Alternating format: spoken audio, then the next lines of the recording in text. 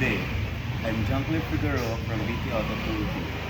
And now, I'm doing a video presentation about RE 6713, also known as the Code of Conduct and Ethical Standards for Public Officials and Employees.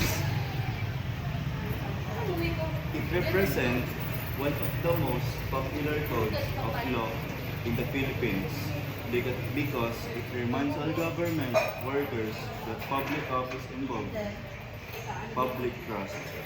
We discussed in class that the purpose of this law is to promote efficiency and integrity among government officials and employees in the performance of their respective functions.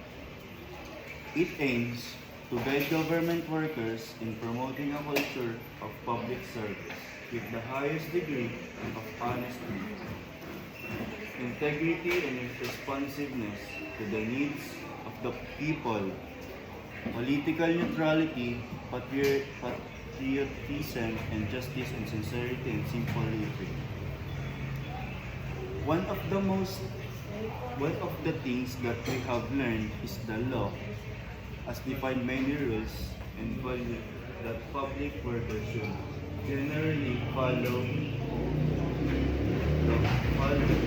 The first rule is dedicating to the public benefit. This means that all decisions they make should be motivated by the need of general community and not just themselves or a small group of people. For example, when a government worker is assigned to deliver the document, he or she should do his or her work to be effective and responsible without asking for any money or being selfish. Respect is another value that is widely emphasized by the law.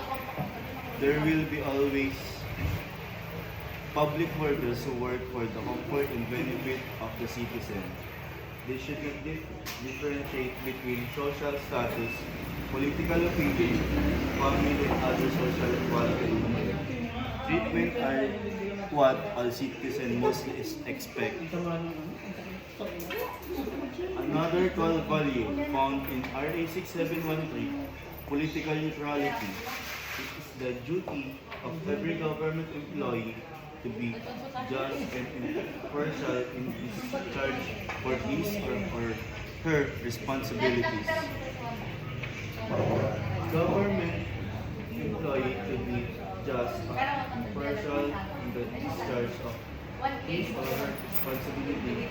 Government employees should not in any way use their position in the government in favor of any political candidate or politically party.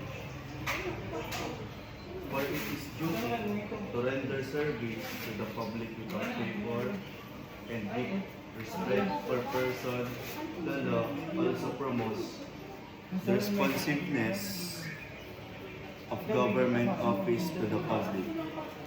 It means that all government of office should respond to or give attentions to request feedback and grievance of the public promptly instead of making them for a long period of time.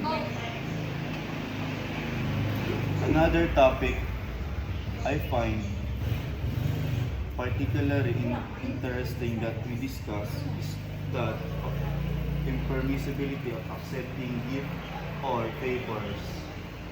RA 6713 states that no public official or employees should accept any gift, loan, gratuity, or anything of monetary value. If the acceptance can influence the recipient with respect to official or employment duties, or can reasonably be considered to influence his or her part. Even if a gift of gratitude, it can still be called into questions. For this reason, Government employees are discouraged from putting themselves in a situation in which a conflict of interest could potentially result. They should not use their position for their own advantage or that of members of their immediate, immediate family or closer association, but rather make decisions according to what is correct and wanted. To my end discussion, I may say that RA 6713 is more than just a list of rules that every government should memorize. It is a reminder that being a public servant means a huge responsibility to serve. It is a reminder that government workers need discipline, professionalism, and good moral values. It is a reminder that being a leader does not mean power and personal desire, but being a servant who does their job with sincerity and responsibility. I believe that if every government were truly follows the rules in Article 713, there will be transparent government, corruption-free, and government